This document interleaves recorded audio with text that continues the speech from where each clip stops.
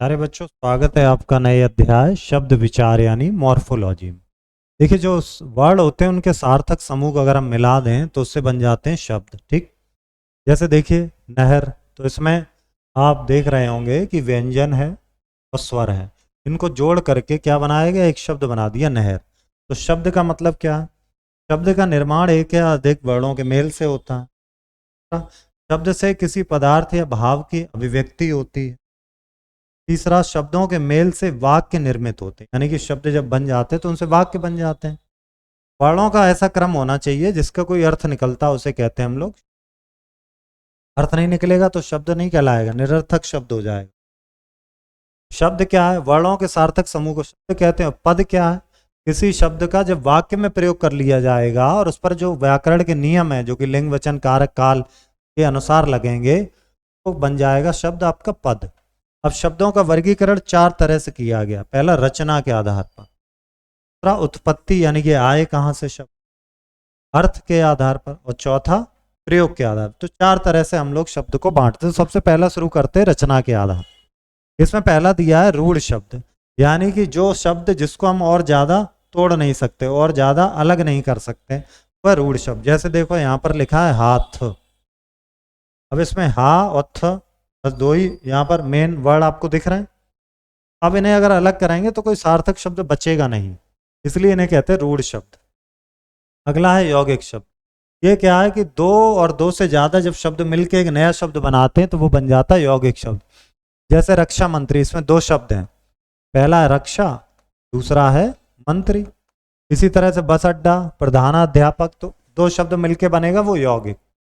अब आ जाते हैं तीसरा प्रकार है रचना के आधार पर योग रूढ़। इसका मतलब होता है कि ये यौगिक तो है लेकिन इसका अर्थ सामान्य नहीं होगा, अलग अर्थ होगा, इसे कहते हैं योग रूढ़। जैसे देखो नीरज, जो कि कमल के बारे में बताता है। नीरज का मतलब होता है कमल, इसका एक अलग अर्थ निकल रहा है। इसी तरह लंबोदर, लंबा है उदर, यानी कि पेट किसका लंबा है, गणेश जी का, गणेश जी के बारे में बता रहा है लंबोदर। दशानन, दश आनन, यानी कि 10 सिर थे जिसके, 10 मुख थे जिसके, कौन था, रावण। अलग के बारे में जब बताने लगेगा कोई यौगिक शब्द तो वो क्या कहलाएगा, योग रूढ़। रचना के आधार पर तीन हो गए, पहला रूढ़ शब्द, दूसरा यौगिक, तीसरा योग रूढ़। अब बात करेंगे उत्पत्ति के आधार पर। ठीक है, उत्पत्ति के आधार पर अगर देखें तो एक है तत्सम, दूसरा है तद्भव, तीसरा देशज, चौथा विदेशी शब्द। तत्सम, तत् और सम, यानी कि क्या मतलब हो गया कि उसके समान। संस्कृत भाषा में जो शब्द जैसा लिखा है वैसा ही हिंदी में प्रयोग कर लिया, बन जाएगा तत्सम।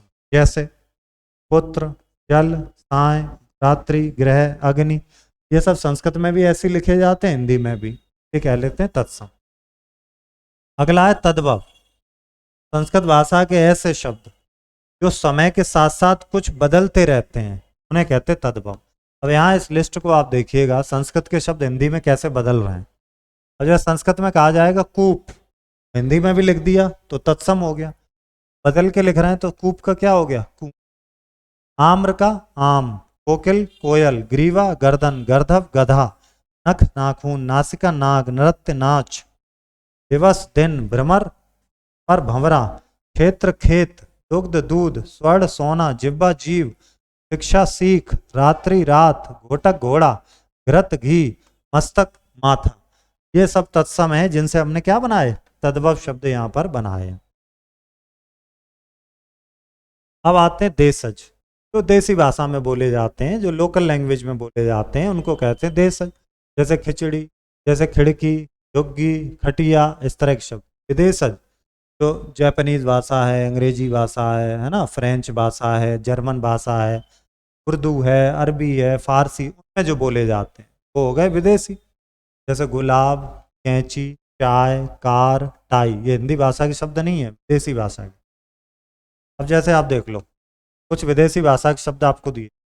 जैसे अंग्रेजी के शब्द देखो, nurse, doctor, powder, circus, engine, rail, minute, toffee, machine, rubber, manager, diary, school, college, bank, police, court, driver, gas, ये सब इंग्लिश के वर्ड हैं।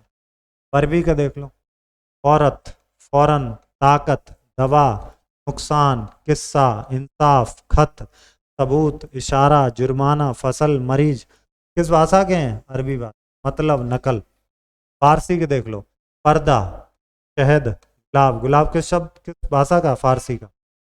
चीज, कमर, याद, खून, शिकार, दीवार, दिल, चेहरा, गुब्बारा, शादी, प्याज, आसमान।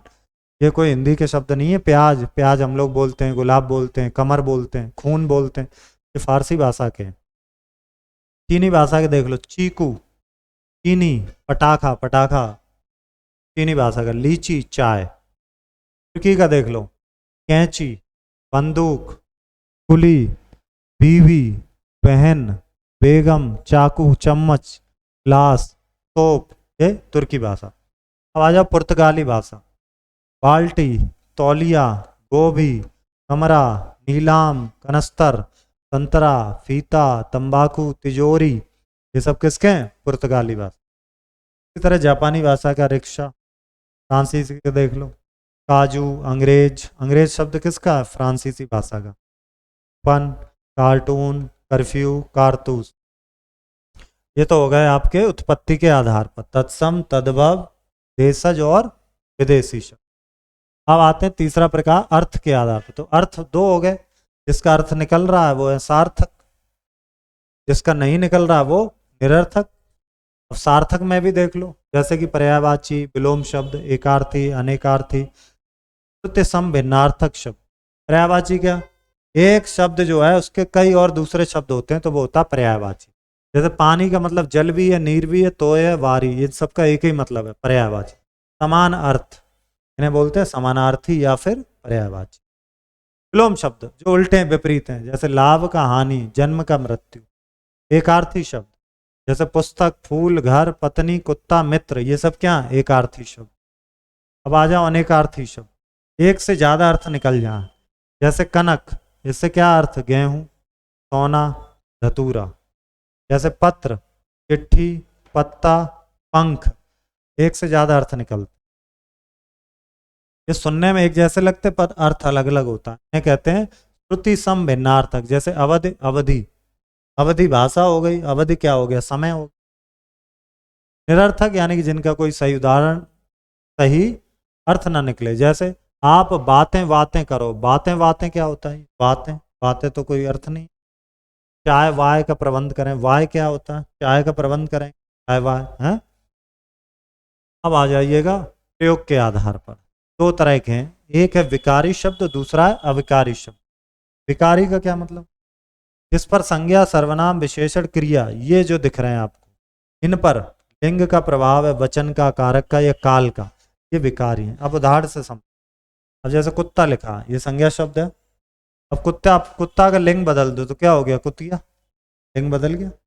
अगर इसका बहुवचन बना दें तो कुत्ते हो गया। इस पर प्रभाव पड़ रहा है, ये शब्द बदलता चला जा रहा है, तो बदल जाएंगे, वो है विकारी। अब देखो मैं से ही क्या बना दिया? मुझे। मैं से क्या बन गया? मेरा। इसी तरह काला, लिंग बदल गया तो काली, वचन बदल गया तो काले। क्रिया देख लो, पढ़ता, पढ़ती, पढ़ते, पढ़ा, ये काल के हिसाब से क्रिया बदल गई। तो जिन शब्दों पर लिंग, वचन, कारक या काल का प्रभाव होता है वो विकारी होते हैं। जिन पर कोई प्रभाव नहीं है, जैसे विकारी कहते हैं। जैसे क्रिया, विशेषण, संबंध बोधक, समुच्चय बोधक, विषय। अब कहो धीरे धीरे। अब का मोहन धीरे धीरे चलता है, ठीक है। मोहन कौन है? पुल्लिंग है ना। मोहन धीरे धीरे चलता है, मोहन हो गया पुल्लिंग। अब मैं यहां अगर लिख दूं राधा, लिंग बदल दिया, तो तब भी तो यही लिखूंगा, राधा धीरे धीरे चलती। क्या बदला? क्रिया बदल गई है। चलता है की जगह क्या लिख दिया? चलती है। ये बदल दी कि नहीं? लेकिन क्या ये बदले? आओ, ये अगर बदले हो, ये नहीं बदले। ये नहीं बदले तो इसीलिए इन्हें क्या कहते हैं? अविकारी। क्या? क्रिया विशेषण है, संबंध बोधक, समुच्चयक और विस्मयादि बोधक। आइए देखते हैं कुछ कुछ।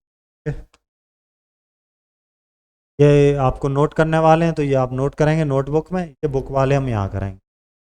माथा का तत्सम यानी कि संस्कृत में कहते हैं मस्तक। कबूतर को कपोत कहते हैं। सोना को स्वर्ण कहते हैं। पत्थर को प्रस्तर कहते हैं। कान को कर्ण कहते हैं। संस्कृत में, है ना, यानी कि तत्सम। गर्दन को ग्रीवा कहते हैं, गधा को गर्धव कहते हैं, गर्धव, गर्धव। उठा को उष्ठा।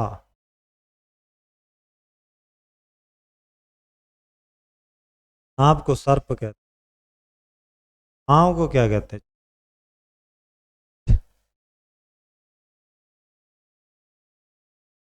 तत्स तद्भव लिखो। अच्छा, अब इनका तद्भव बनाना।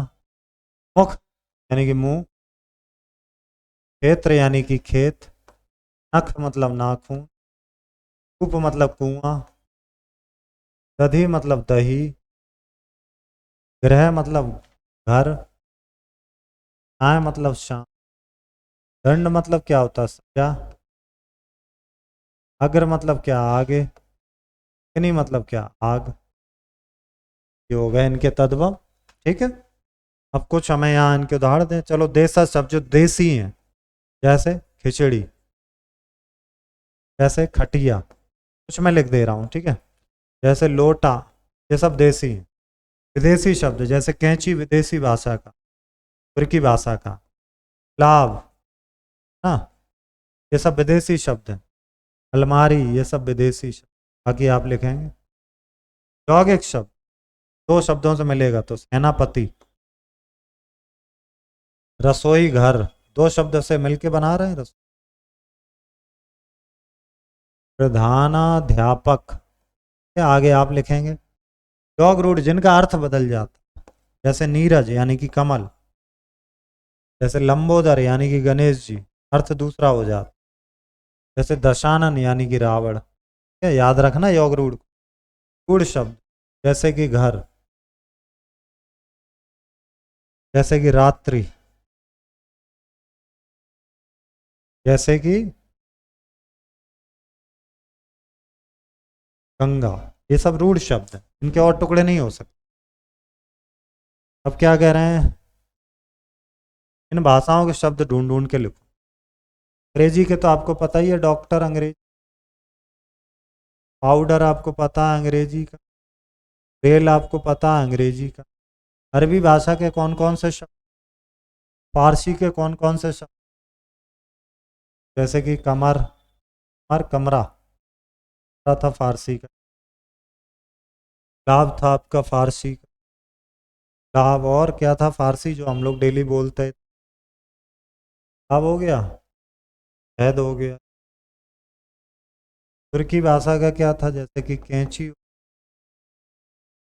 पुर्तगाली का क्या था? जैसे हो गया, तंबाकू। ये पुर्तगाली शब्द है, ठीक है। यहाँ पे गए हम लोग, औरत हो गया, रफ्तार हो गया, क्या हो गया, जाब हो गया, पुलिस हो गया। इस तरह के बहुत सारे शब्द हैं अलग अलग भाषा के। अब आपको करना है भाषा लिखना है और उनके यहाँ पर आपको शब्द लिखना है, ठीक है। मिलते हैं अब अगले अध्याय में। धन्यवाद।